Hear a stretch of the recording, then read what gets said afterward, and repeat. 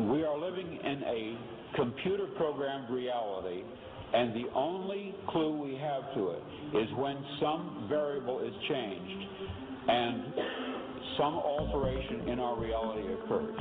We would have the overwhelming impression that we were reliving the present, déjà vu, perhaps in precisely the same way, hearing the same words, saying the same words.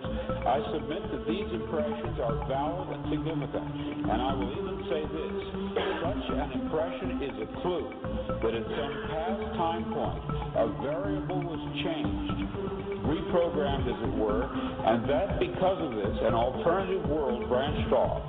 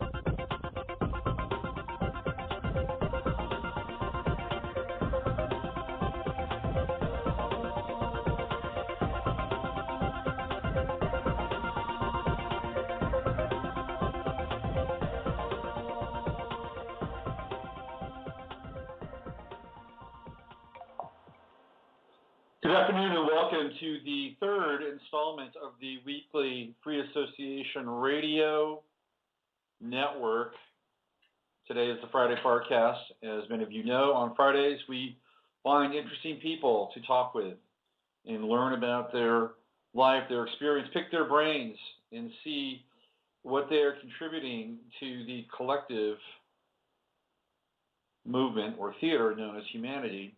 This week is no different. I'll be playing an interview I did with Truthseekah, a.k.a. Derek Grosskurt. It's an interesting interview. Derek approached me on Facebook. It happens every now and then. There are people that have books or music or ideas, and they want me to interview them, and I've done that a few times. And so Derek is interesting. He does hip hop music, and he's pretty good at it. I'll say that he's good. He's got good flow, good beats, good atmosphere, and the style of hip hop that he is cranking out is kind of a esoteric sort of melange of symbols and I would say sort of post-Manly P. Hall belief systems. Derek was a gangster rapping teenager who practiced witchcraft, and it got him in trouble. And then he decided that he wanted to go to the Lord, and he became a Christian, and he became a fairly successful Christian rapper as well. And he did that for a few years, and he has moved on, and now he's sort of embracing secret or sacred knowledge, the symbols, and the arcane understanding of the esoteric principles, very much like, in some ways, Freemasonry. I didn't ask Eric if he was a Freemason. I probably should have, but I did not. Anyway, I'm going to get into that shortly. I'll let you listen to that interview. When I come out of that interview, I'm going to take the mic. I'm going to rock the mic, and I'm going to talk about Jonathan Martin and Richie Incognito and what I think is taking place in Miami. It is not your garden variety distraction. It is not just something that is happening in the midst of the demise of the NFL, which is currently underway, and I've been talking about this now for the last 2 years. The NFL, National Football League. Football is the most American of sports. Baseball is a close second, but baseball doesn't really pose as much of a threat as football does to the collective or social identity of the average American. Also, baseball is played in various countries throughout the world. They have the Little League World Series. It's truly a World Series. There are teams from Taiwan and Japan and where else? Venezuela and Mexico and Holland and even Saudi Arabia. The Saudi Arabian team are basically American kids that live there and whose fathers have jobs working for oil companies in Saudi Arabia. So it's a real World Series. We also have the World Series of Classic World Series or World Classic Series or whatever they're calling it. Happens, I believe, every other year, every 2 years, where teams from other countries will show up, generally in the United States. The World Baseball Classic, that's what it's called. So baseball, it has kind of a global reach, whereas football really doesn't. Football is endemically American. They tried to have Football Europe, and it worked for a while, but nobody really went to the games. However, they are pushing football in London. They've played 3 games this year in London and will continue to play more games, and there will be a franchise in London. But in some ways, this also kind of siphons off the Americanism of football, bringing it to London and Wembley Stadium, which is where the American team would play. It would no longer be an American. By the way, that team will likely be the Jacksonville Jaguars. Jacksonville, if I were you, I would either enjoy your team while you can or stop going to games, because Mr. Khan is going to take them all the way across the Atlantic, probably within the next 2 seasons. I would say 2 years from now.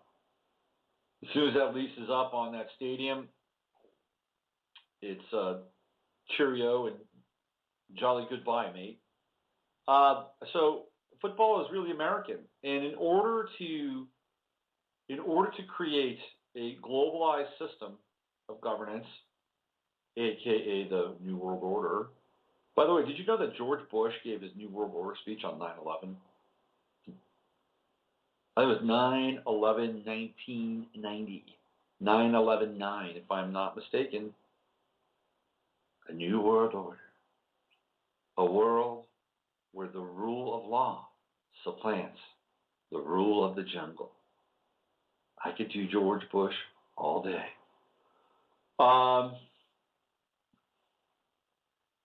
So in order to have this system, by the way, talking about things like New World Order and globalism and all of these hateful subjects, these angry subjects, is pushing people further and further into the ghetto of the mind. And the ghetto of the mind is predetermined sets of identity and behavior. This is what's happening. I'll talk about this when I get into the Richie Incognito and Jonathan Martin thing. I'll get into that more. But anyway, football is being dismantled. Some people will stand up and cheer and say, yeah, it's about time. Good, we don't need football anymore. But also know this, that when that occurs, we are much closer to probably the type of world or type of government that you really don't want. So I ask you, is it so bad that we have football on Sundays in lieu of that? I don't know. Anyway, so Derek Grosskirth, a.k.a. the Truthseekah, his story is interesting.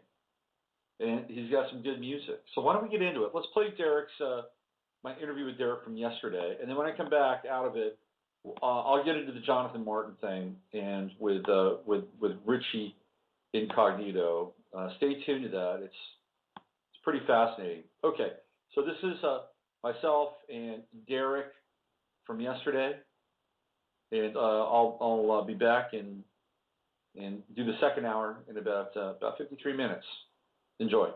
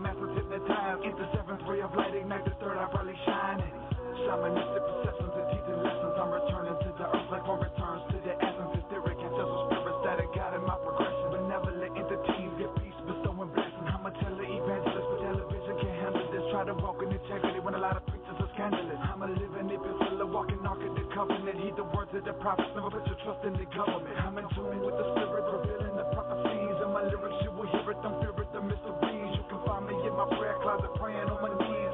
Speaking to my God, coming clean these bloody streets. It's full of drug money, politics, and full of greed. And you can't trust nobody, not even the police. Most of the churches are corrupt, all they care about is cheese. Like mammon is their God, the love of money, our enemy. Guard your greed, guard your heart, resist temptation, let it feed. We the head and not the tail, them and tail, tall tales. Lost trunks of Israel, the ones who suffer, can't you tell? Concentration, casting jails, Illuminati, casting spells on your mind. Dog, it's time that we liberate the rhyme. I got a diamond in my soul, so it's time I let it shine. No man knows the hour, but be aware of the time. Let the Kundalini rise and climb up your spine. Abracadabra, his time disarm it, dismantle and handle negative entities with my positive energy. When I'm flowing, they visit me, cause I'm showing no sympathy. Cause the power is filling me with the sign of a symphony. Not the hour that I'ma be infiltrating the infantry. Know the silence is killing me. Speaking, walking in liberty while I'm waiting on victory. Know that God is forgiving me on the island like Zion. I can see the visions of Elohim.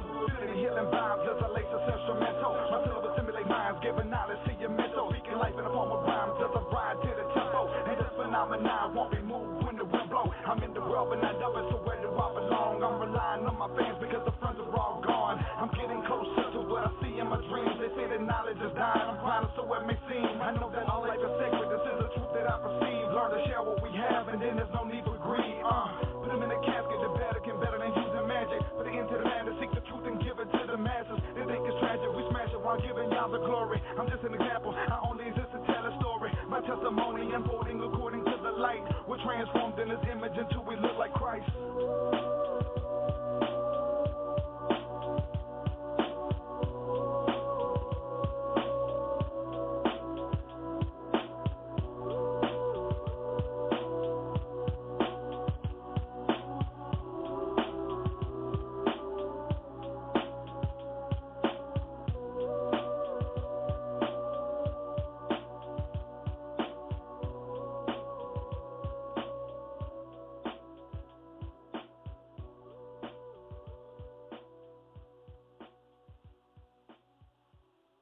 That was Esoteric Agenda, the inspired flow from our guest, Truthseekah, a.k.a.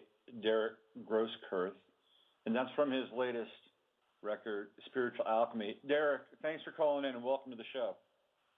Hey, man, thanks for having me. So that was pretty smooth. That was a really, I love that, man.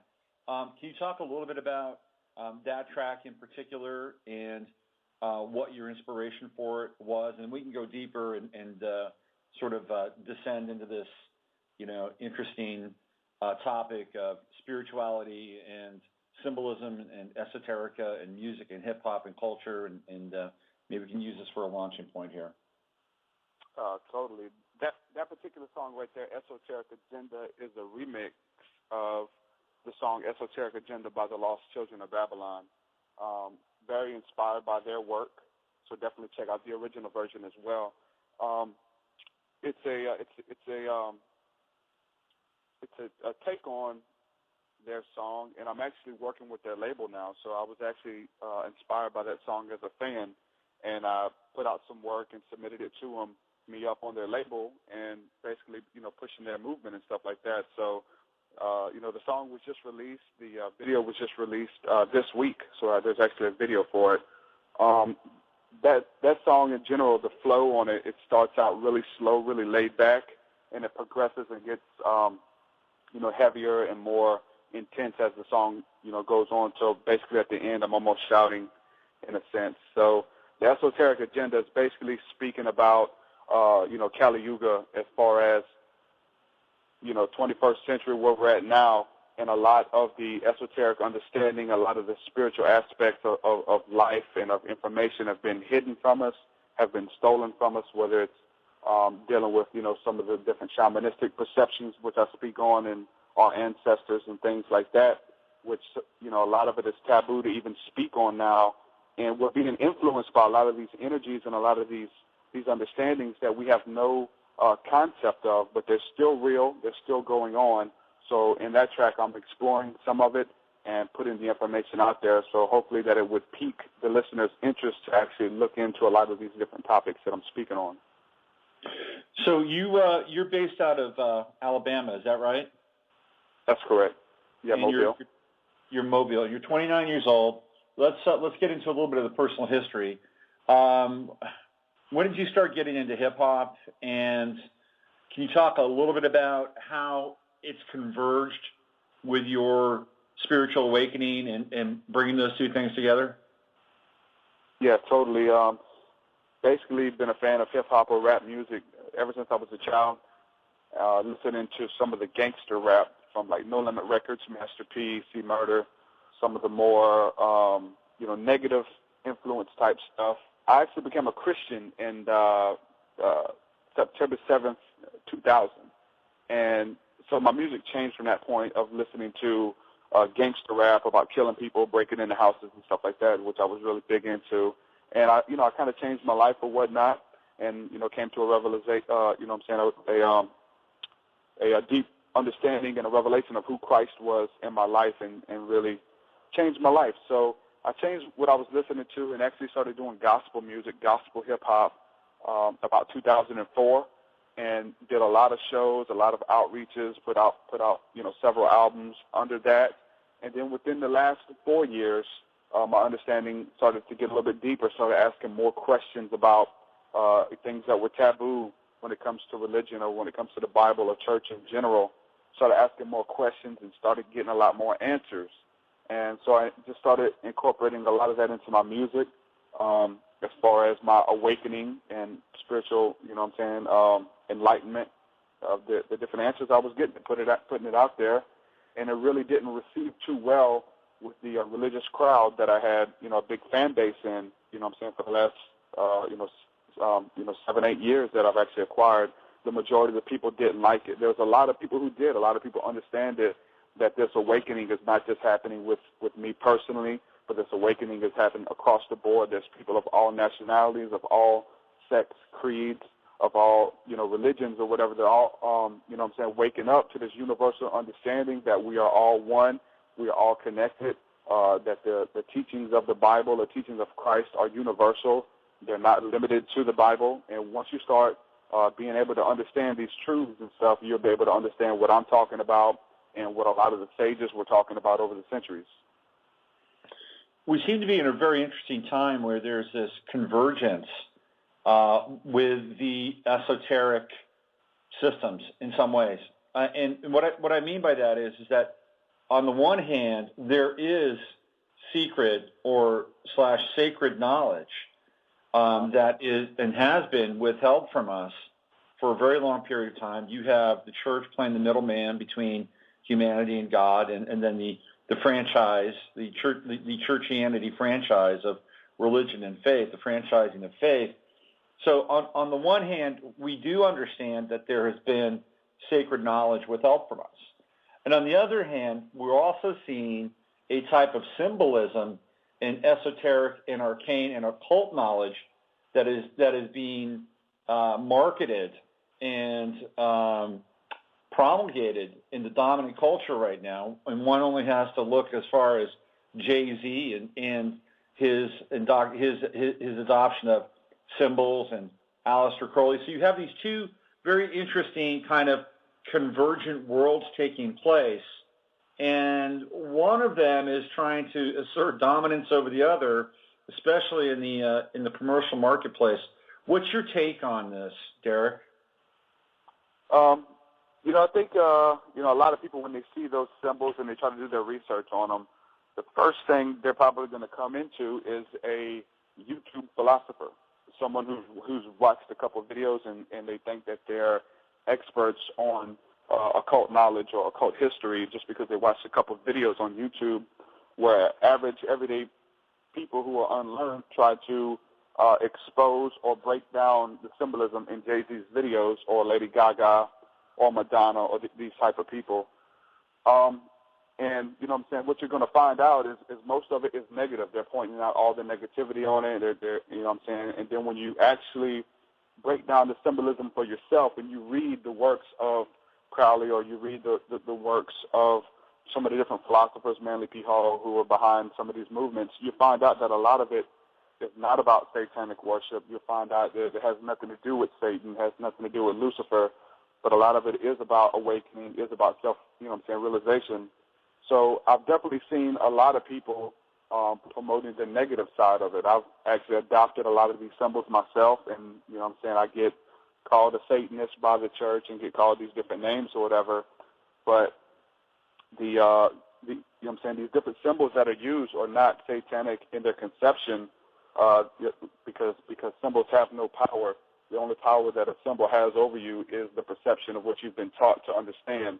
So when we look at something like the rainbow, for instance, the rainbow is a symbol that's actually within the Bible. It's given to a sign from God that he wouldn't flood the earth by water again.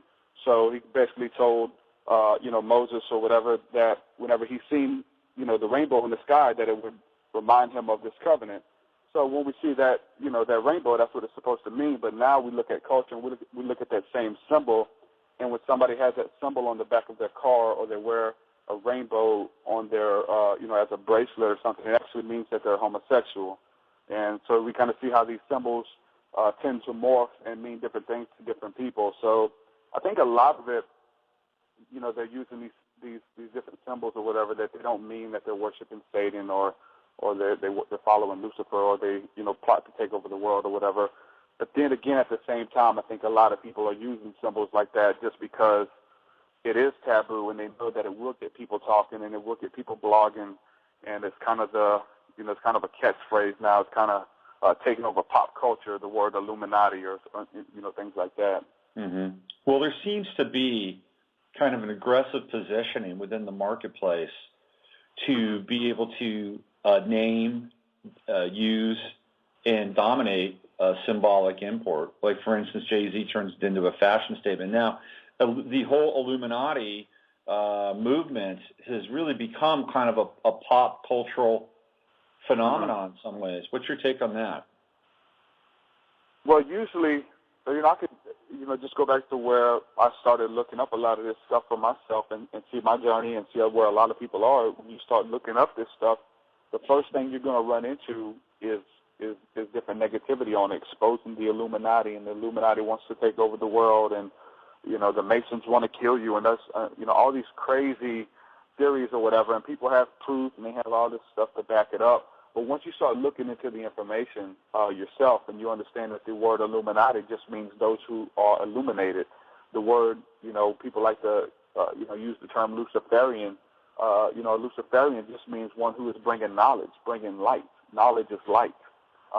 And so, the true light bearers, even for like a Christian who claims to bear the light of Christ, and Christ is the light of the world, I think in the utmost sense of that term, being a light bearer, a Christian would be, in their mind, the true Luciferians, the ones who claim to have the true light of the world.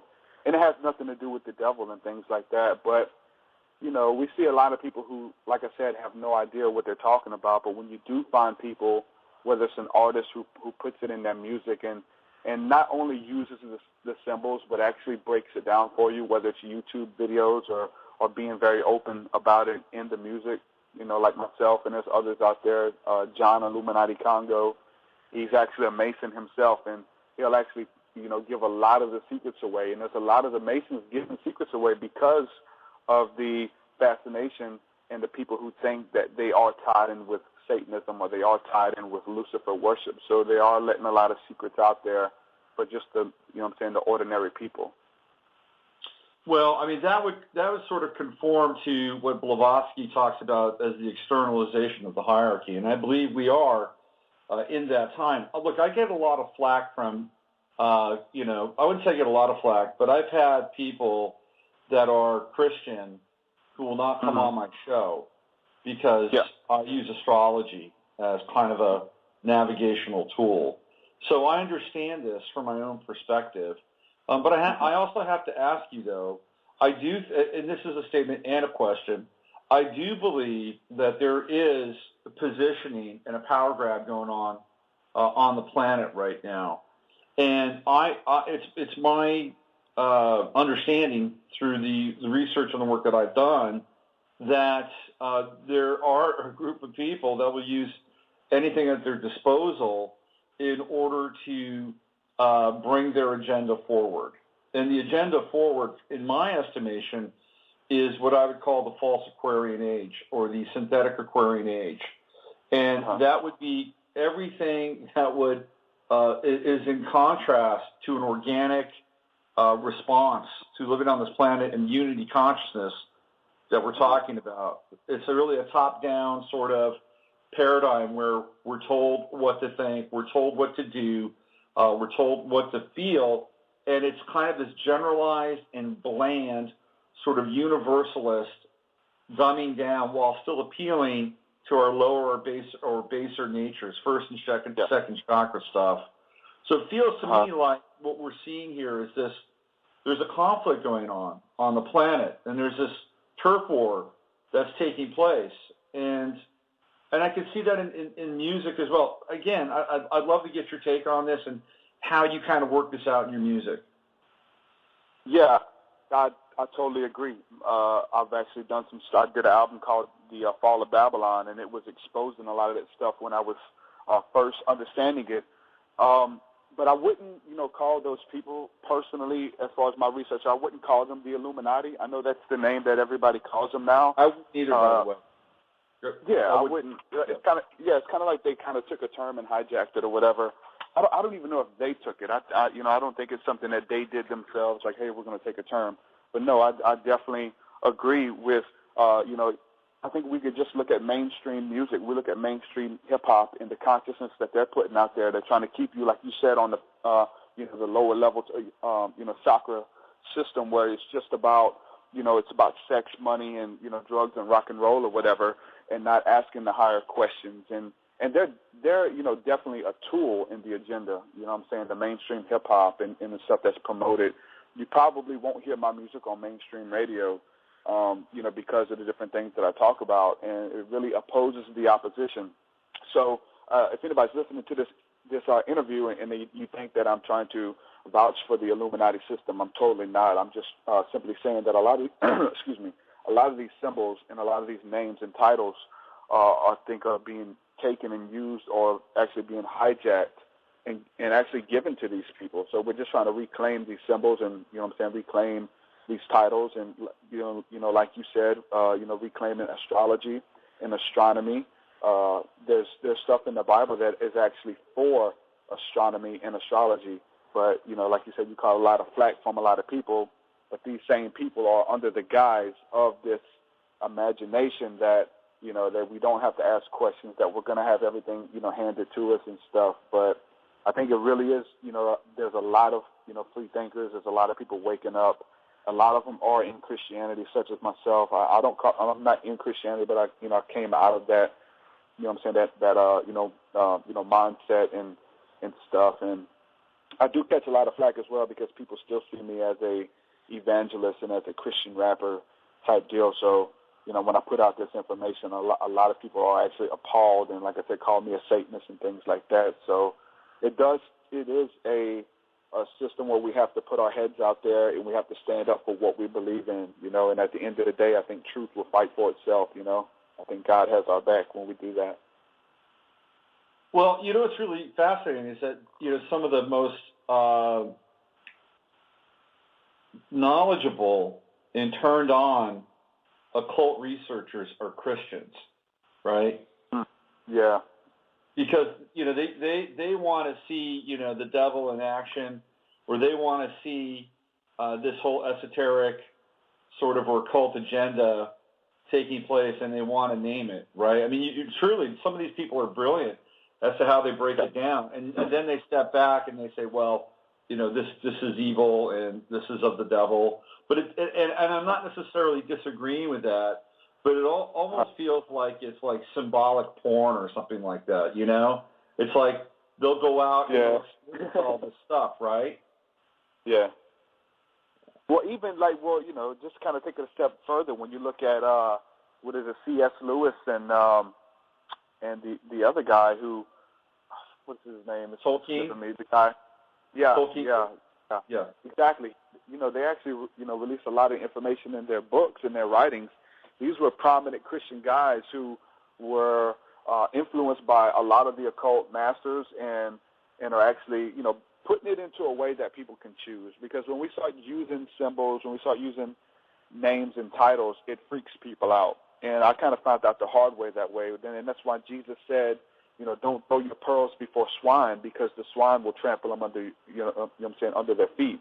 So when you start talking to a Christian about, astrology or astronomy, they totally put up a brick wall. But if you can go into the Bible and show them that the prophets of the Bible were called seers, and seers were stargazers, and that there's so much astral theology in the Bible, and you can show them that in the text, I think it'll break down a lot of walls, because a lot of people, they live and die by that book, and that's fine. There's a lot of truth in there and stuff, but when you can show them that this stuff is written in their own book, that's when you can kind of open up some doors, and they can say, hey, this guy knows what he's talking about. He's done it. He's done his research. I may not even agree with him, but he's done his research, and he has, he's actually onto something, Right. Have you ever run across Professor Griff? Yes.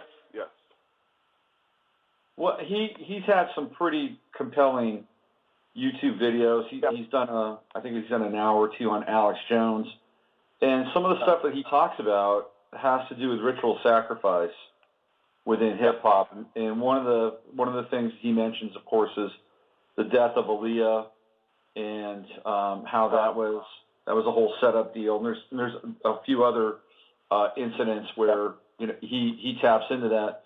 What's your take on that stuff?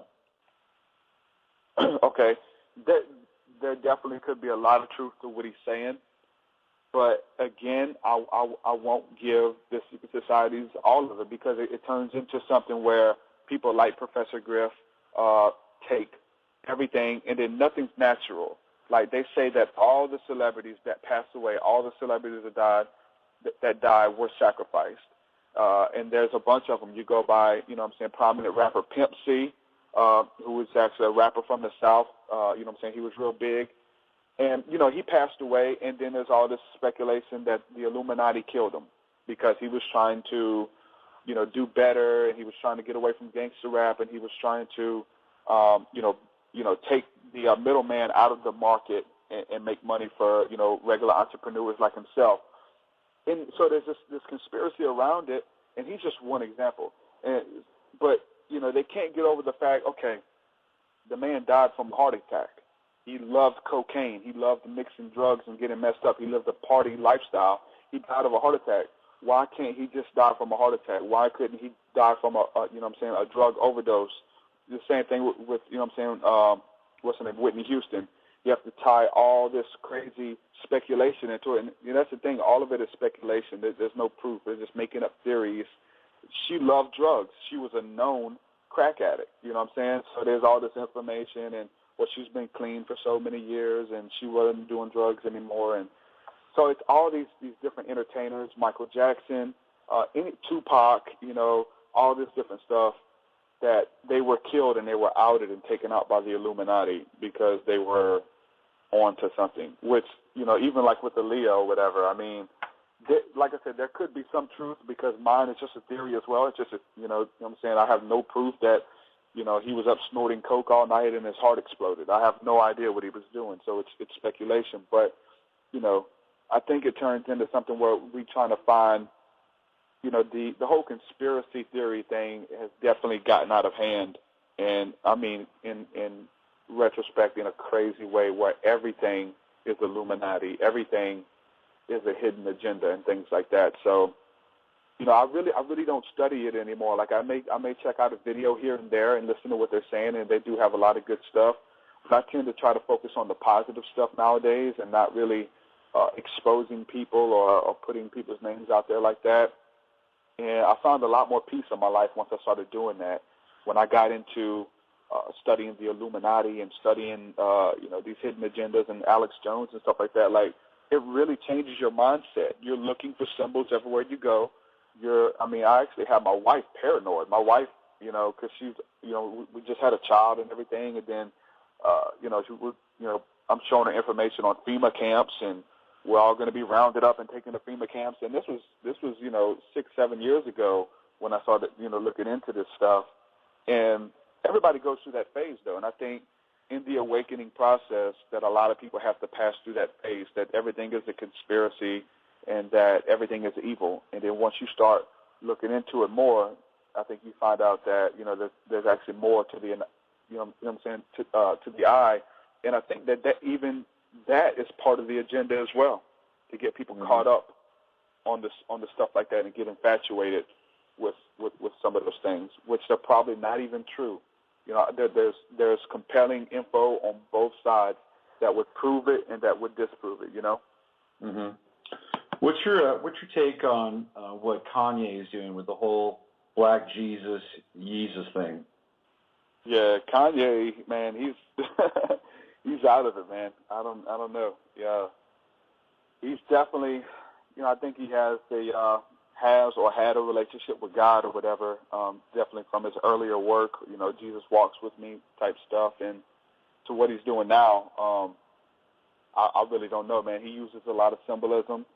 He's definitely good at what he does. But yeah, when you see that Jesus stuff, it really offends a lot of people. So maybe that's what he's trying to do. Maybe he's trying to offend people. But because right after that album came out, he did an interview. I don't know if you've seen it with Kim Kardashian's mom on her little talk show, and that is one of the strangest interviews you'll ever see. He's really in a lot of other interviews, he's talking like he would talk to one of his friends or whatever. And in that interview, he's speaking, trying to speak all proper and changing his voice and I don't know. I think he was doing it either, just for his, her mom because they're married, or he really was trying to paint a picture for himself that he wasn't this bad guy who beats up paparazzi and stuff like that, or talks about, negativity in his music or whatever. Because that interview is really a strange interview once you understand his character, Well, the Kardashians are strange anyway. They just did a tour. Yeah. They just did a tour of Area 51 with Travis Walton, the famous abductee who was featured in that movie Fire in the Sky. I mean, that's just there's all kinds of weirdness. By the way, Mama Kardashian, her maiden name is Hufflin, and she comes from actually a well-to-do East Coast family that is deeply involved in the publishing industry, a.k.a. Houghton Mifflin. So there's some interesting ties to her background. But I wanted to ask you about the record business in general. You're on a label. Is that an independent label or is that a major label? Yeah, no, it's real independent, and it's basically independent as far as it's really just a promo type deal. As far as it's to a point now where a lot of people are able to do it themselves and do it out the trunk, with the internet, with iTunes and online sales, and being able to make money off of YouTube and things like that. So yeah, I with that whole thing, it's like a partnership. It's not, I haven't signed any contracts and stuff like that, and they don't want me to. So that's the way it's kind of working right now for a lot of underground, artists. And as far as like you were saying, as far as the record industry, a lot of them now want you to actually have a buzz yourself. They want you to create a buzz. And there's artists like Hobson, who's actually a pretty prominent up-and-coming underground artist, who tried to get signed and actually got signed by a pretty big label, but they didn't, they actually just, let him sit on the shelf and didn't do anything with him. He got signed, and he wasn't able even to release but one EP. And now that he's off the label, he's kind of did his thing underground, and he's built a movement and actually built a label and has thousands of fans. His videos are making a lot of noise on YouTube and gone viral and things. So now he was trying to get on labels, and they didn't want to have nothing to do with him. So now that he has this big following, now that he has this big fan reach, these labels are trying to pick him up. And now he's basically saying, I want nothing to do with you because when I didn't have anything, you didn't see the potential.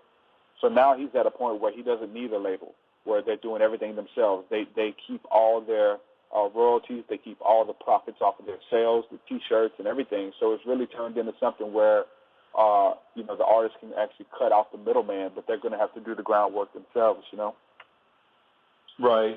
There's a lot more heavy lifting, but if the artist can manage it and make something out of it, the rewards are more substantial, and not just financially, but also personally, to understand that this is something that you've got some control over and some creative license that belongs to you. There's a famous saying: you either own the masters or the masters own you. Right? Do you know that saying? Oh yeah, that's a music saying. So you're 29. You're going through your Saturn return. You're part of the Pluto and Scorpio generation, and I've talked a lot about them, not only on my blog, but on my radio program and even on Gaian TV. And one of the first sort of entrees musically that I got into with Pluto and Scorpio was the Odd Futures crew out of LA, Tyler the Creator and all those guys. And it was, for me, it was a very different brand of hip hop that I'd ever seen before. It was stark, chilling, almost death. It was like a death hip hop. I'd never seen anything quite like that before, and not in a way that was being a parody of it, but it's something that was like almost being embraced as a lifestyle and working out sort of this plutonic and scorpionic energy generationally in a lot of ways. I was just wondering if you could kind of give, me and some of the other people that are listening an insight into your generation and what you think your generation is about and where you think it's headed. I hope it's headed in the right direction. What I'm seeing, like I said, this whole awakening thing, it's a lot of people waking up, and it's taken a lot of different things to wake people up. Like there was a certain time where when it was time for me to wake up to go to work in the morning, I could wake up to just my alarm, and I would hear the alarm, and I would immediately wake up. But eventually I started getting used to that, and the alarm would just incorporate itself in the middle of my dream, and I would still be in a dream state. So I would have to set my alarm and my cell phone, but when both of them went off, then I would wake up. So I think it takes a lot of different things to wake up different people. Some people it's 9/11 truth. Some of them it may be watching a video of the Illuminati symbolism in a Jay-Z video to wake them up, and it just puts them on this path of understanding.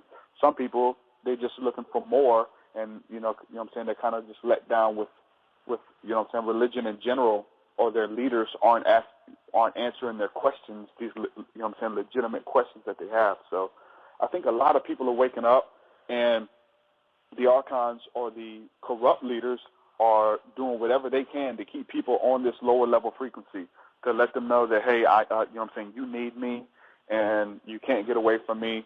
You need to listen to what we're saying. You need to believe what we're telling you.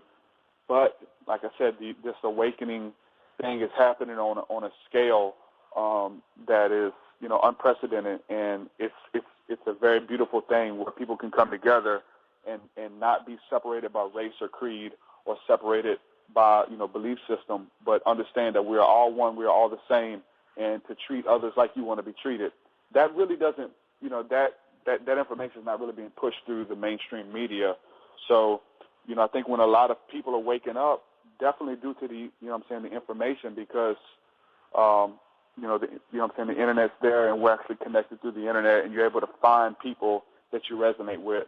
If you can't find them locally, you can find them online, whether it's a forum or Facebook or something like that, and people are uniting, people are embracing creativity and inspiration and things like that. So I think if artists like myself and people just keep doing what they're true to and just be true to themselves, man, that this thing is just going to, organically happen.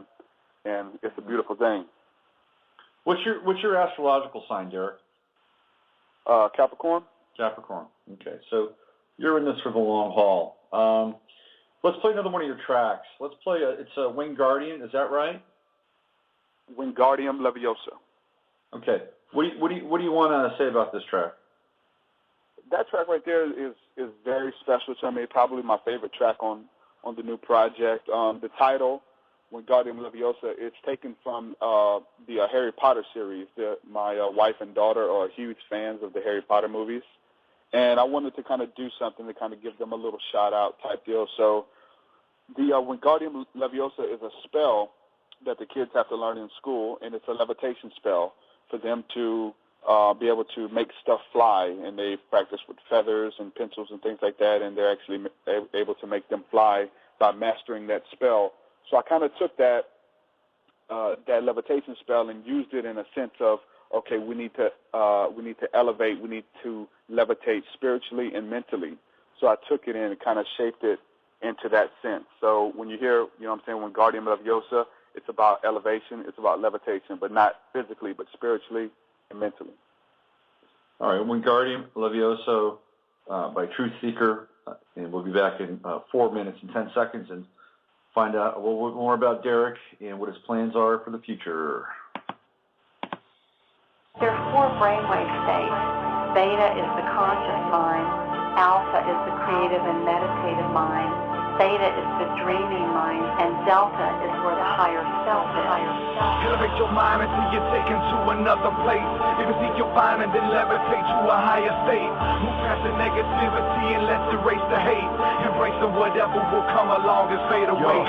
Transcendental meditation. I'm sat in a temple trying to reach man's potential. Practicing the active mental elevation. Black candles emanating a white light. Mind sight. Vision in the prism as I'm right in my eyes are wide open. I close and my focus on the inner being. Sit and listen to the voice of the spirit reasoning. Exercising the inner demons. Transcending the spiritual pain.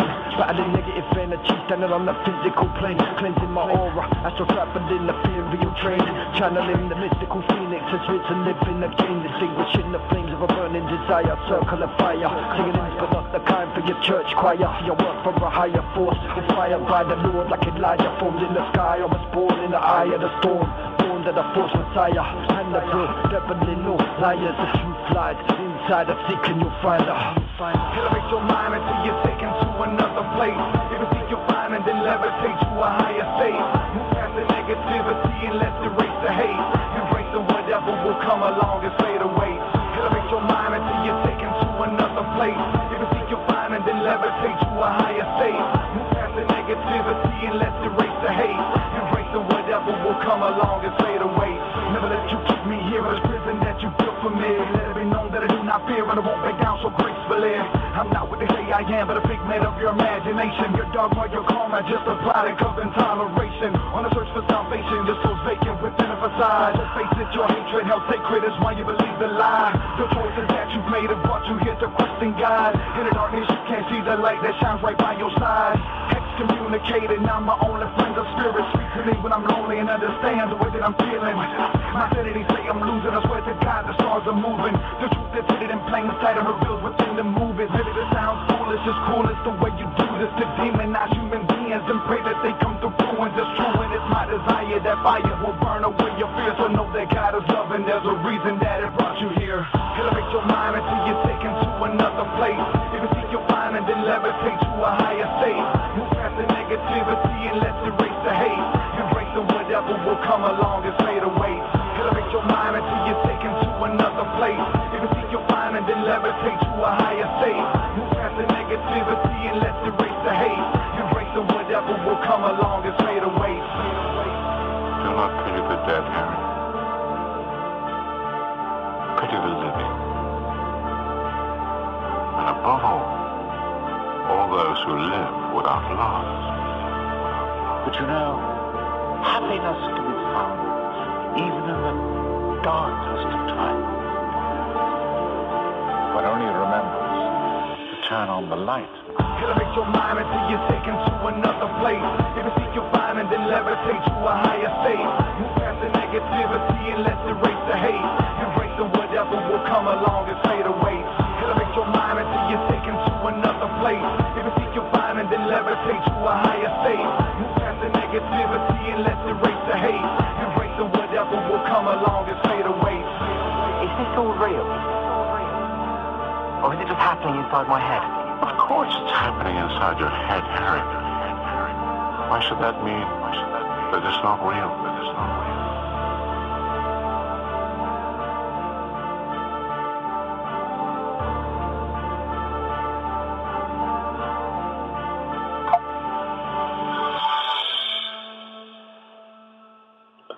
Nice stuff there from Truthseekah. How old was your daughter? My daughter is 9. She just turned 9 2 weeks ago. Okay. So we have kids right around the same age. My son is 9. He turned 9 in March. Very cool. What does she think of your hip hop experience and making music and all that stuff?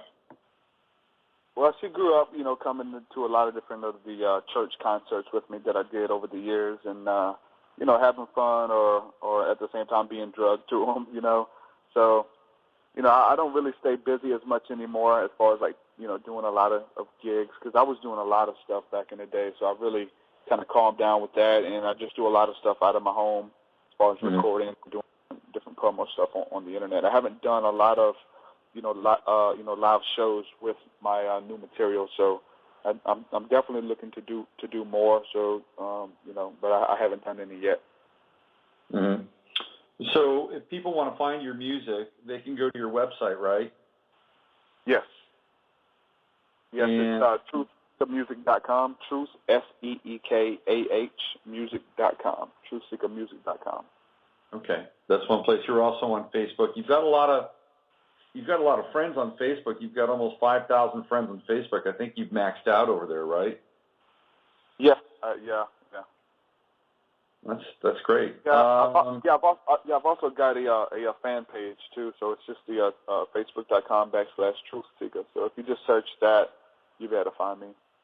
Okay, and of course, your music is available on iTunes and other online outlets. I went to eMusic. I found some of your earlier stuff there, so it's available there as well. Any future plans, Derek? You got anything cooking?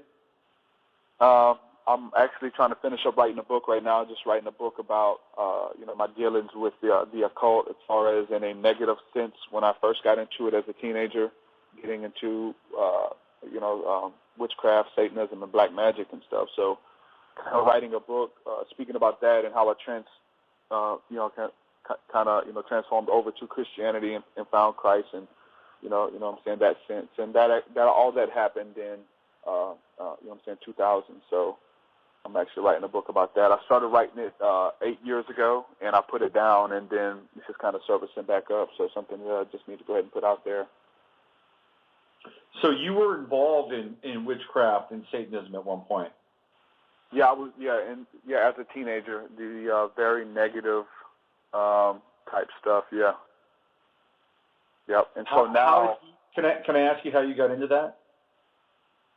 Yeah, really just being fascinated with it as a kid, and listening to a lot of dark music as far as like Metallica and things like that as a child, and then getting into some of the darker stuff as far as like Marilyn Manson and stuff, and listening to a lot of stuff he was saying, and then really infatuated with horror movies and the supernatural. And there was a movie that I watched called The Craft back in the mid-'90s that really did something within me to just kind of hoping that it was true, hoping that there was something more to life and that there was a spiritual realm that existed. And then when I started getting into the witchcraft type stuff, reading the Satanic Bible and getting into Wicca, starting to research a lot of this stuff. And there was a guy who was basically a warlock who lived close by. A lot of the teenagers would hang out over there.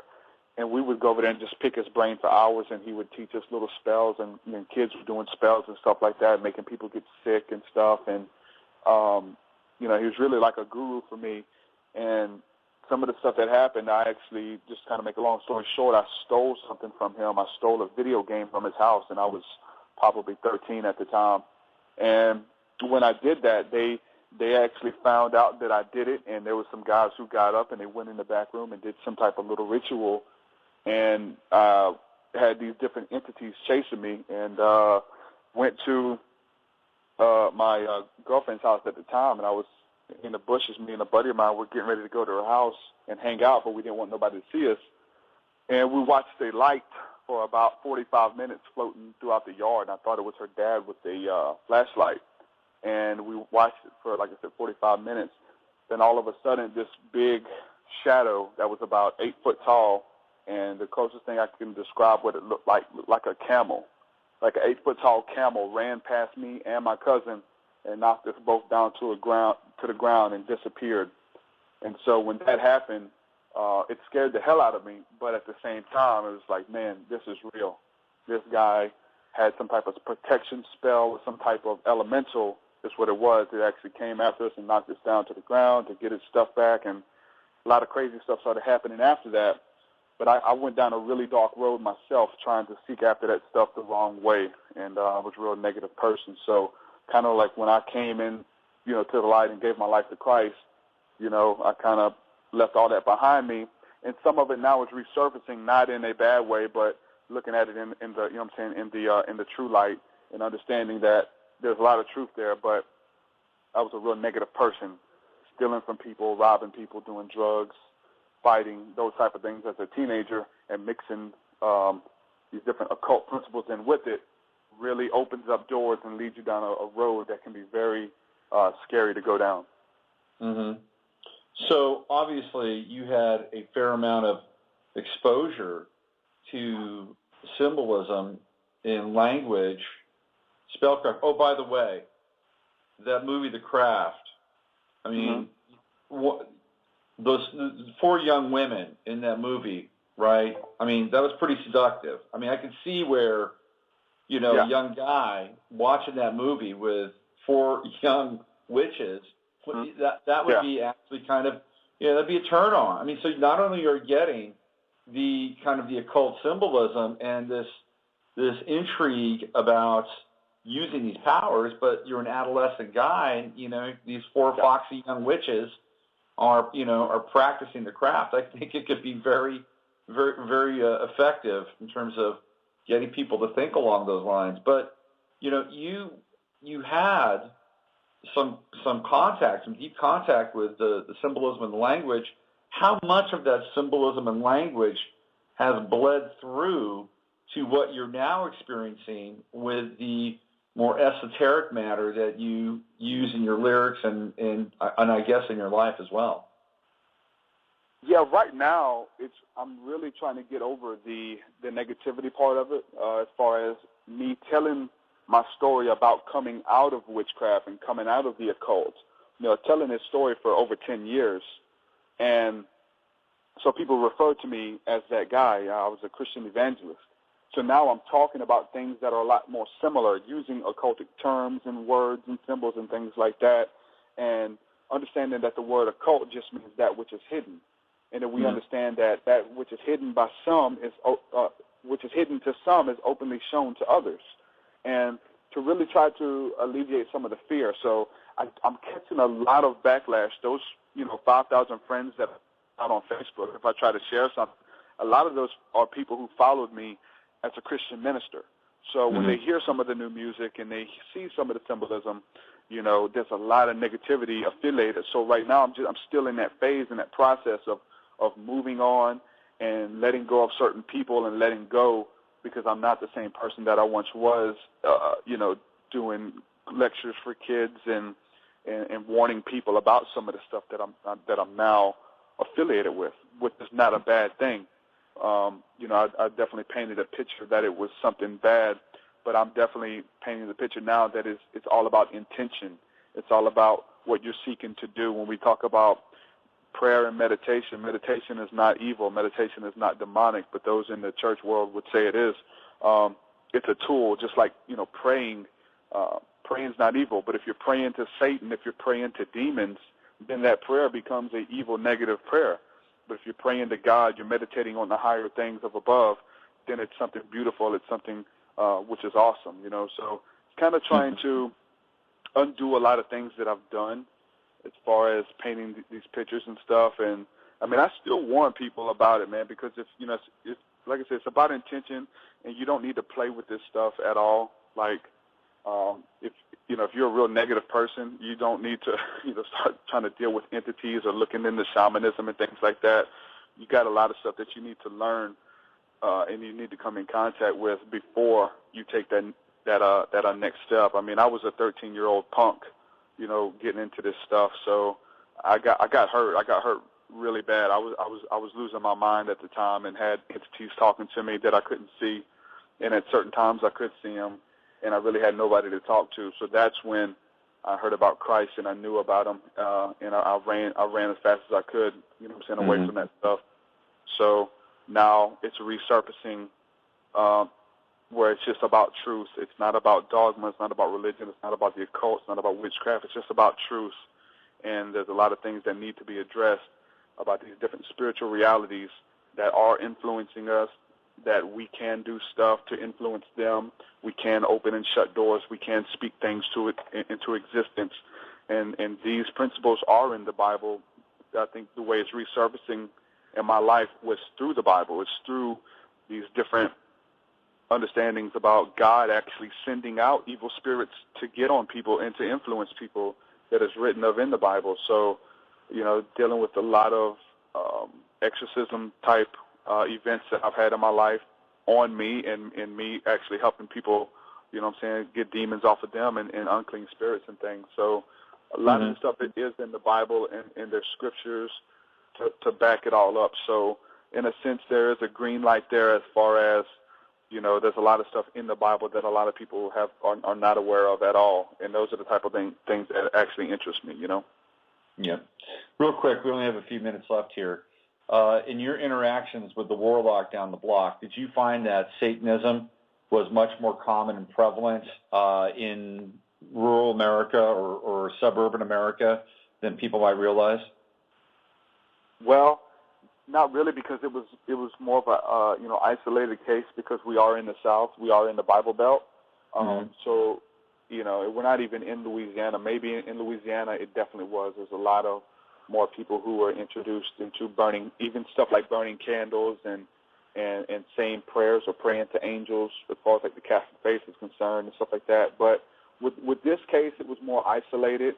He was rejected by society around here. He had notes on his wall that were framed that the KKK sent them and basically demonized him and said, "You're excommunicated from our city."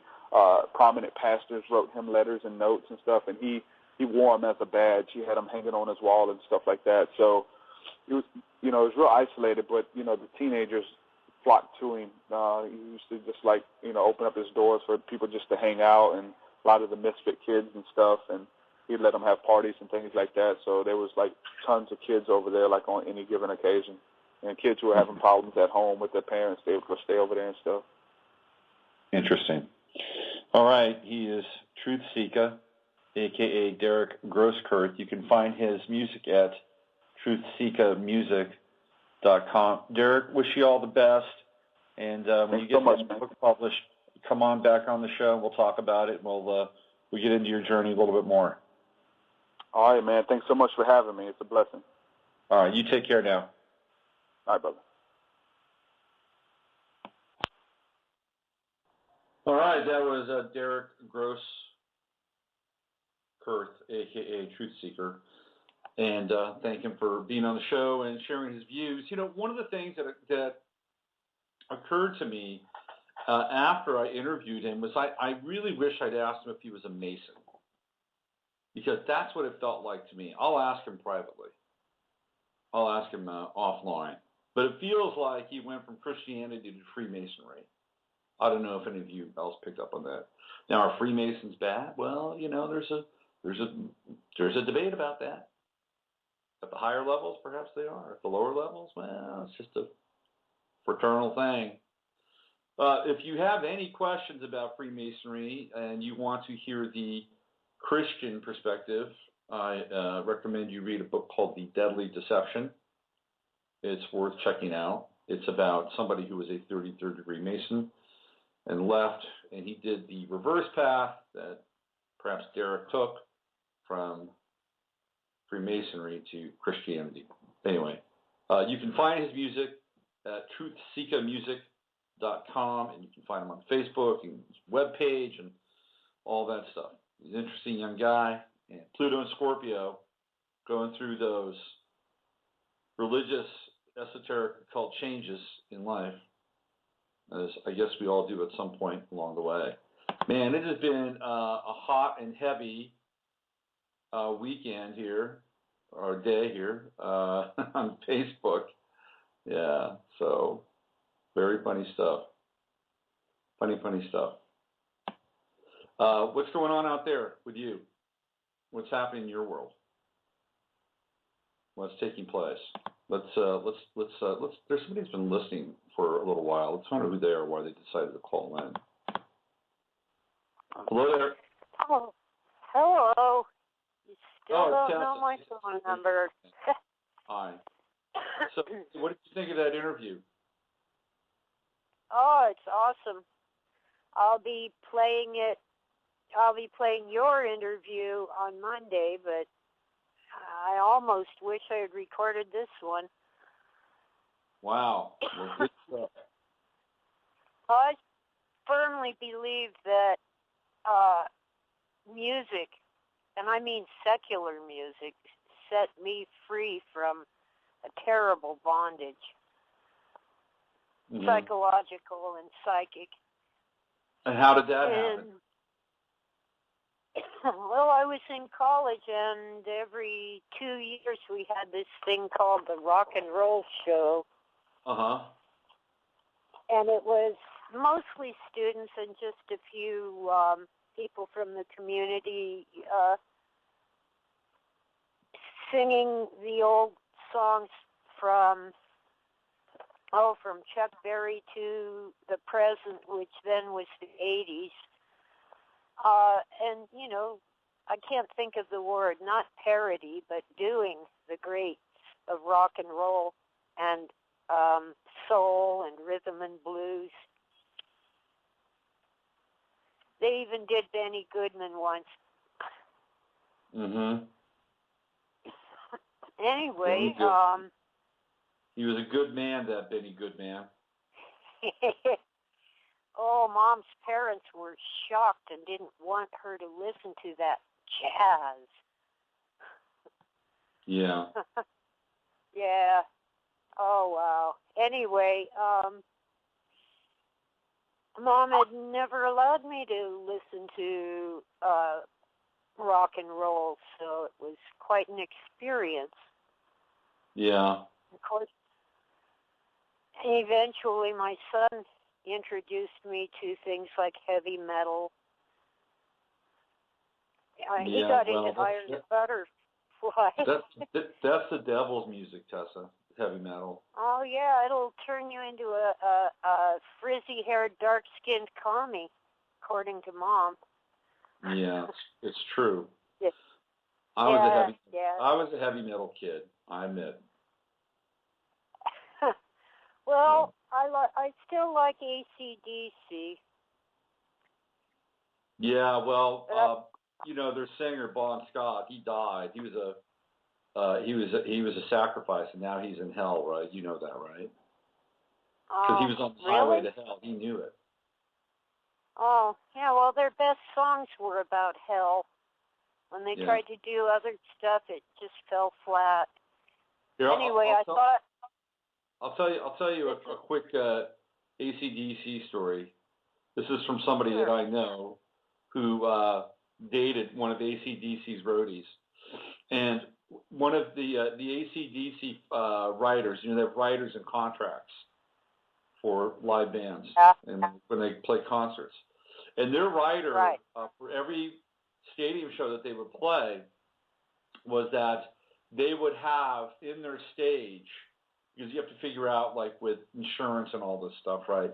But they would have in their stage a hole cut out in their stage. And then on top of that hole, they would have a plexiglass cover, right?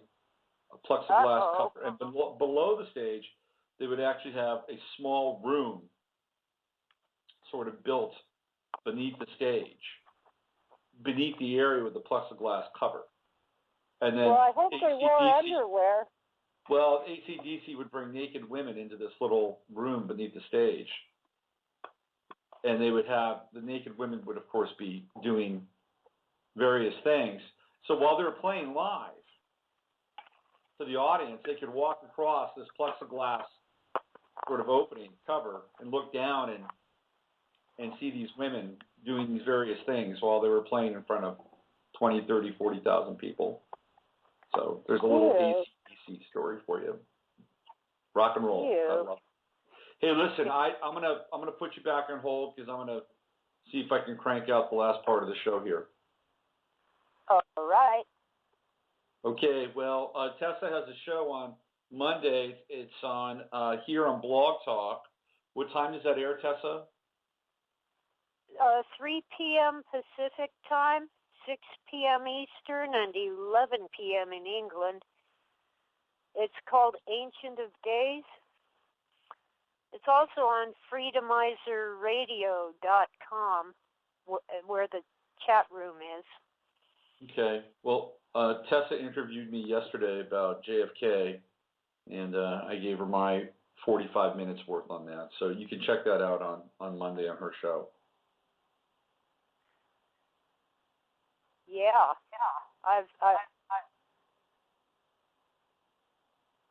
Uh-oh. I have an echo. You're still live. Okay. I've broken it up into 3 segments. They total 50 minutes. I really appreciate that. It's a great interview, and not what I expected.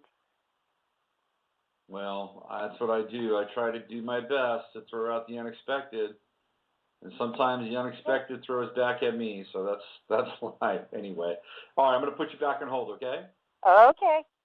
All right, bye-bye. That's Tessa Dick. Check her out her show on Monday. So here we go. Let me get into the what's happening down in Florida, because I think it's interesting. Is it important? Let me just say this: is it important? I think it's important, but apparently, what I think is important isn't always important. So it's important to me. Let me preface that, okay? This is my importance. The rest of you can figure out if it's important to you. It's important to me. This is why I'm sharing it. So I'm just going to preface everything that's important to me. So I think that's what Russell Brand would do. What's happening in Florida is there's this weird thing going on with 2 players, and 1 player versus a team, 1 player versus a culture. And the 2 players are Richie Incognito and Jonathan Martin. And it all started about a week and a half ago, just before I think it was just after, actually, the Dolphins won on Thursday Night Football. Actually, it was a pretty good victory.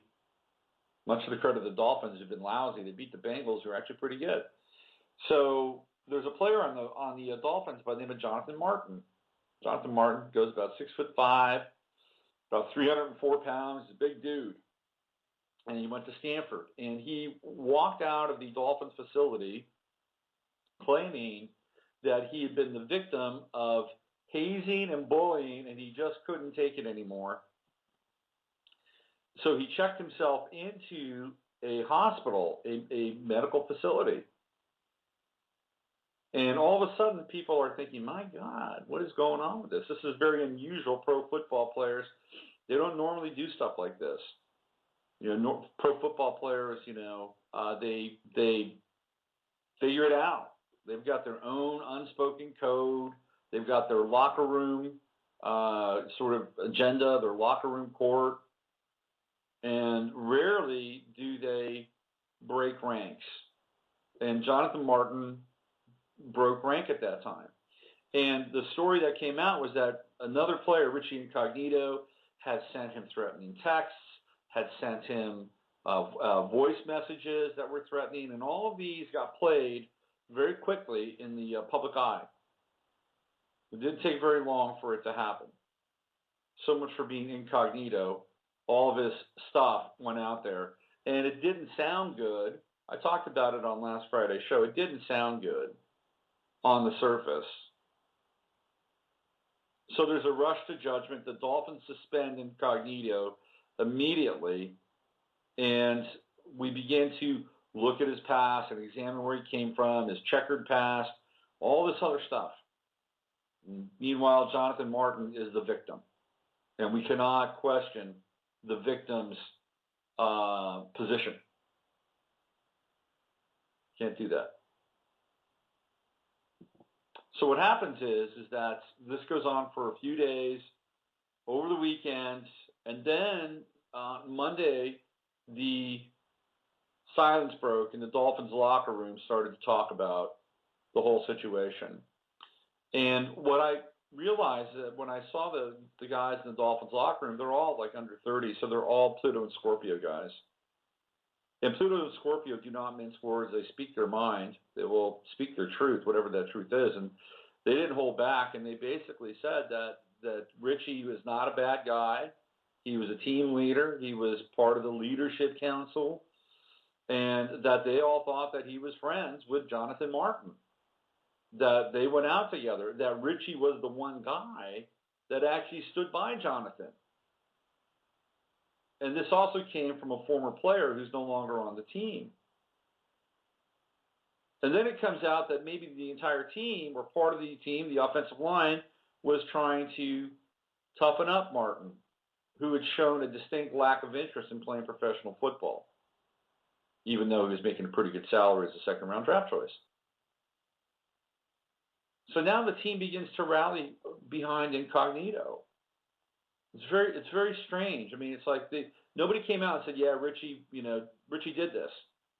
Richie acted alone. Richie's a bad guy."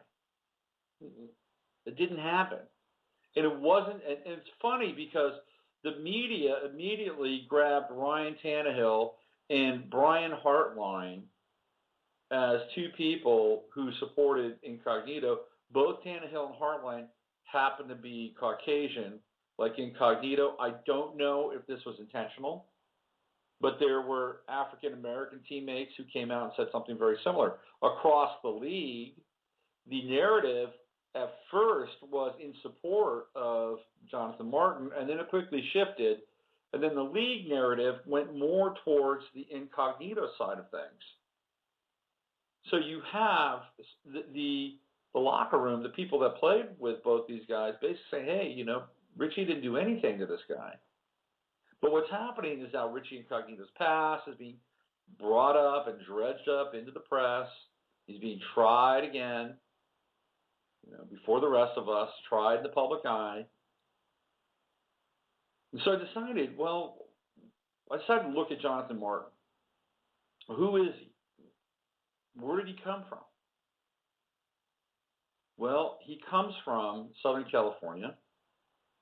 He was, I believe, born and raised there, and went to a very prestigious private school.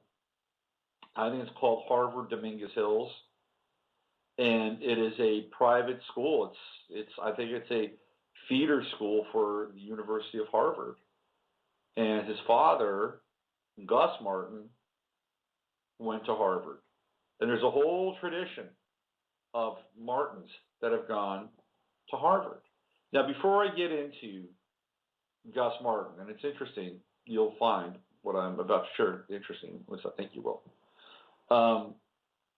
Remember, this event is taking place in Florida, right? Miami. Does the name Martin ring a bell? Was there anybody in recent memory from Florida by the last name of Martin that strikes a chord in your consciousness and your memory? How about Trayvon Martin? So now we have two Martin experiences. Then we have two potential cases of stalking, bullying, endangerment. Certainly with Zimmerman came up. It was a big part of the being tried in public, just like George Zimmerman was. He was tried in public. There were people at NBC lost their jobs because they rigged news.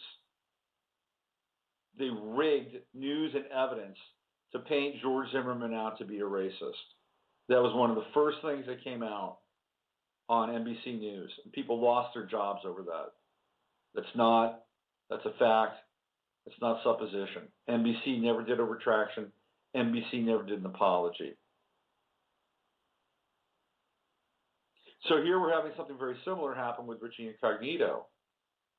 That he's being portrayed and tried as a racist and hateful, a bully. And by the way, it is another Martin Now, they're not related, but it's interesting. Jonathan Martin has Chiron, 0 degrees Gemini, and there's all kinds of weird parallels, like mirrors that show up around his life. And I'm writing a piece on it right now, so I'll get into it later on the site. But so we have this, right? It's going on, it's taking place. It's becoming much bigger. It's becoming politicized. And it's becoming politicized in the light of what happened in Los Angeles last week. LAX, all CIA and CIA, right? You know the name. Whoever, whatever that event was labeled a domestic terrorist because he had his little manifesto pinned to his lapel. Just like, in the midst of, all that rubble at World Trade Center 1 and 2, they managed to find the passport of one of the terrorists, right? Or just before, it's amazing how this happens. It's like, they've got the rental car at Logan Airport, and there's the Quran with the parts of the Quran that are underlined, that represent, the terror attack.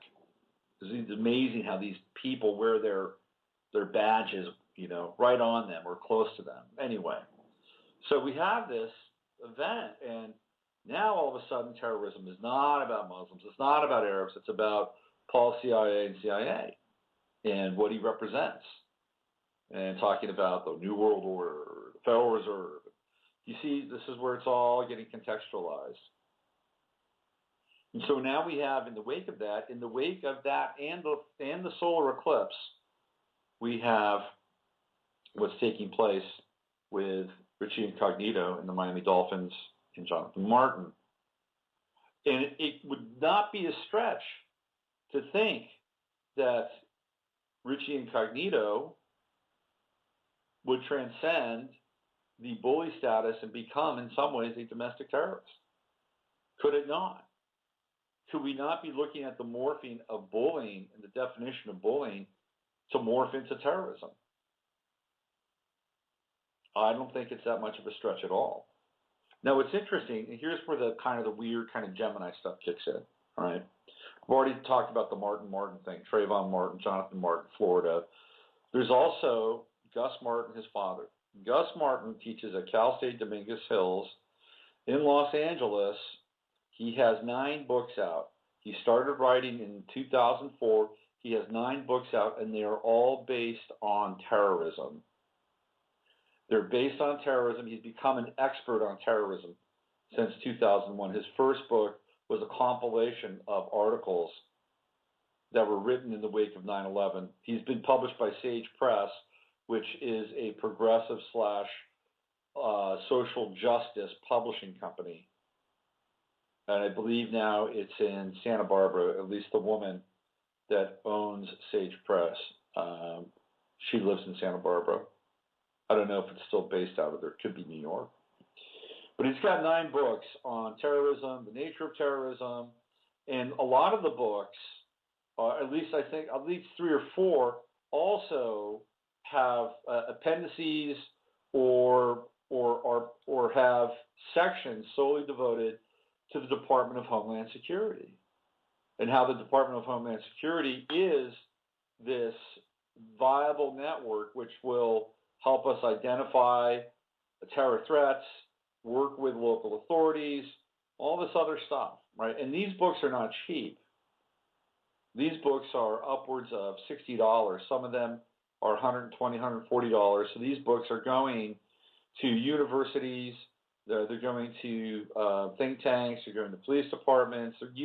These books are quite expensive. I'm sure Professor Martin is making a nice little, stipend on the side from them. But it's fascinating to see that his father is very tight with the whole, what I would call terror, anti-terror apparatus of this country. Now, is it just coincidence that this young guy, who now has a very powerful lawyer, who's saying there's more things about the Dolphins and Richie Incognito, is it just coincidence that this is all taking place and that his father just happens to be in this position, publishing these books? I don't know. Perhaps. Or perhaps there might be something more to it. If it's a coincidence, it's certainly a strange one. And I have no doubt that through his father's connections, that there would be a great deal of leverage when it would come to using the political machine and even the media to politicize this issue. He also spent time as a aide in the office of Charles Rangel, who's I believe he's a senator from New York City. He's a senator. He's been around forever. Scandal. A lot of scandal follows Mr. Rangel. Anyway, so his father, again, does a lot of publishing work on terrorism and anti-terrorism, the nature and the culture of terrorism, and the Department of Homeland Security. And by the way, Richie Incognito does a lot of work for Operation Homeland. So we have Homeland Security and we have Operation Homeland. And Operation Homeland is an organization that helps veterans and their families that come home from war. So there's all kinds of strange, weird mirrors and parallels here. But I think what we're looking at and what's taking place, at least this is what I'm picking up on. This is just me. Call me crazy if you want. But I'm picking up on this morphing of this language and the morphing of an ideology and the morphing of personal politics and personal perspectives, that we're seeing people that are aggressive. And look, I'm not giving Richie Incognito a pass either. He's nuts. He's kind of nuts. But I'm breaking down their charts. They're very connected, these guys. They're totally connected. Jonathan Martin has his sun at 26 Leo. Richie Incognito has Venus in Leo at 26 degrees. How can you not be close with that kind of conjunction? By the way, Richie Incognito has Saturn conjunct Pluto. And I didn't know this until I started doing some research. But Saturn conjunct Pluto is actually a very rare aspect. It's very, very rare. It only happened twice in the 20th century. Once 1943 to 1944, and once in 1983, period. Saturn was in Libra, Pluto was in Libra. Richie Incognito has that conjunction. And guess who else has that conjunction? George Zimmerman. Although Zimmerman's Saturn is just slightly out of sign, in Scorpio it's still conjunct Pluto. But anyway, these guys were connected. They were friends. Venus Sun conjunction. You can't not be connected or close to somebody with that. So I think what we're seeing here is we're seeing something take place. We're watching somebody be tried in the public eye. They're using text. They're using phone messages. Remember that which can be used against you will be so in a court of public opinion. You don't even need to have a trial anymore. Just throw your shit out there, and everybody's got it. I've got it. I've got tons of shit in my closet. I'm sure everybody else does. Well, maybe not tons, but we all have it to some degree or another. Nobody gets out of this clean or safe. There's bones and skeletons rattling around in everyone. But this is the process we're seeing now. He didn't even have a chance to defend himself or go, whatever. He didn't have any chance at all. He was just suspended, boom. And now there's all these opinions being drawn about Incognito. And it's like, again, is he a great guy? I don't know Richie Incognito personally. I don't. I can only hear what comes out of that locker room.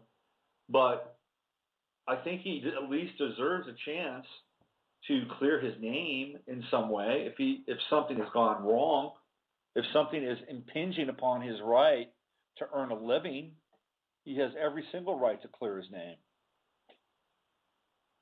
and not be tried in the court of public opinion. And if the shoes are on different feet, I'd say the same thing for John Martin.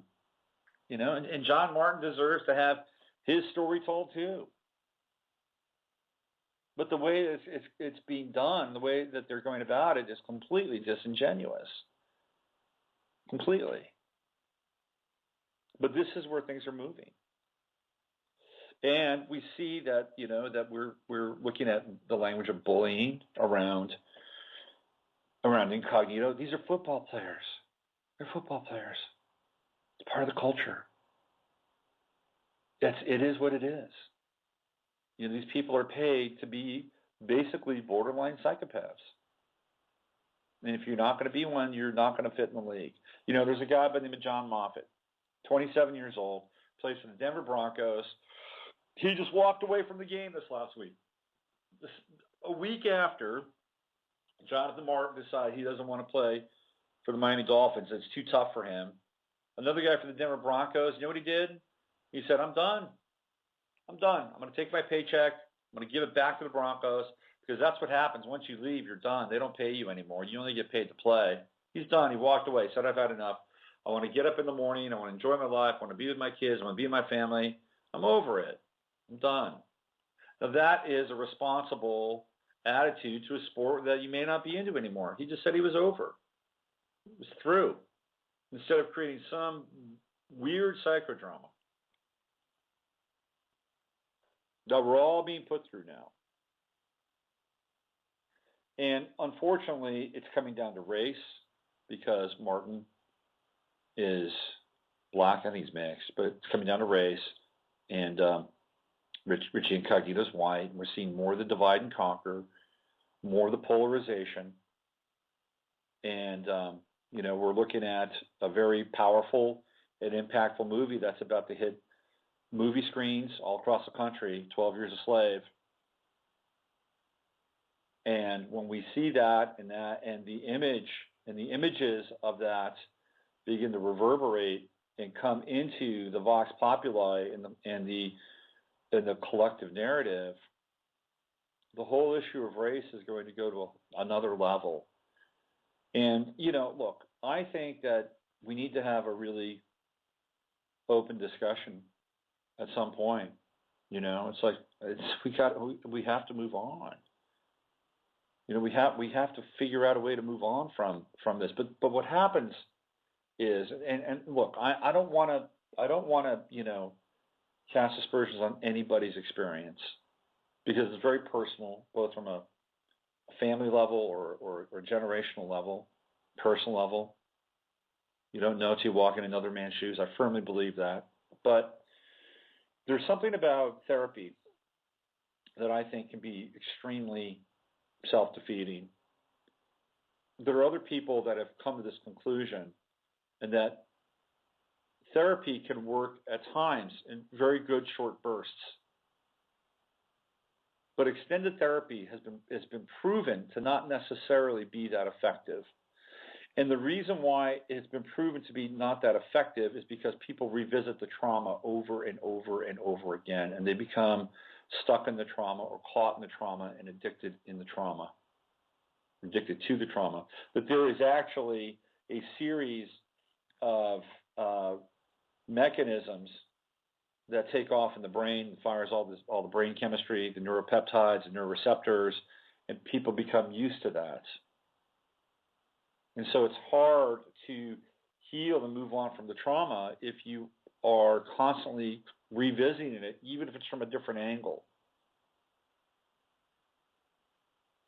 So I think at some point, humanity has to move beyond the trauma. We have to. We cannot continue to revisit the trauma. Never forget is not necessarily the best thing all the time. So I don't know how we're going to do it, but if we want to move together as one species, as one race, as one very unique patchwork of creation, where everybody has their own individuated and special contribution to this experience, we have to move on somehow. Because if we keep replaying the trauma will always exist. And I'm sorry, that's my philosophy. And again, that's my philosophy. For other people, it may not be. They may have a different point of view. I've learned this from Russell Brand, by the way. It's a very good technique. So I don't want to, again, cast aspersions on somebody else's experience. But in my world, I think it would be important for us to somehow come together and just have a giant hug, you know, and move on. It's like this thing with Incognito and Martin it's ridiculous. I mean, what's to prevent John Martin from getting on a plane and going to Miami and standing in front of his teammates and said, you know, I could have been tougher. I was a little standoffish. I'm not sure if pro football is a thing for me. You guys tried. You overstepped some boundaries. I didn't appreciate it, but I was trying to fit in. Why couldn't Richie Incognito say, you know, I was over the top. I thought we were friends. I thought I could use those words. I'd used them before, and you didn't say anything. We use them in the locker room all the time. If I offended you, I'm sorry. You're a brother to me on this team. Why can't they just do that? You know, that's what the situation needs. And that's what humanity needs, as far as I'm concerned, too. You know, we gotta pull this thing together, because there are people that are pulling us apart. And they're using every opportunity they can. All right, I think I'm going to end on that note. Go back into Facebook and get all fractious and frictional. There's a lot of fractious and frictious nature in Facebook today. I'll be back on Monday, and we'll do the mashup. More astrology on Wednesday. Friday, who knows? Who knows what will show up here from 12 to 2 Central Time in Austin, Texas, where the only flag in the Union flies at the same height as the American flag. Who knows? I do know. How about that? Ken Goffman, a.k.a. Are You Serious, will be on with me for at least an hour next week. And we're going to talk about Mondo 2000. And we're going to talk about what that magazine was about and why it's important. And Ken will have tons of interesting stories. Ken is a fascinating guy. So don't miss that. I'm sure I'll have at least one more other guest as well. All right. That's it. Thank you all for tuning in. Thank you, Derek, Truthseekah, Gross Kurth, for being on the show today. Use your head to discern what's real, your heart to stay open to what's possible. This is Robert Phoenix. Have a great weekend. We are living in a computer-programmed reality, and the only clue we have to it is when some variable is changed and some alteration in our reality occurs. We would have the overwhelming impression that we were reliving the present, déjà vu. Perhaps in precisely the same way, hearing the same words, saying the same words. I submit that these impressions are valid and significant, and I will even say this: such an impression is a clue that at some past time point, a variable was changed, reprogrammed as it were, and that because of this, an alternative world branched off.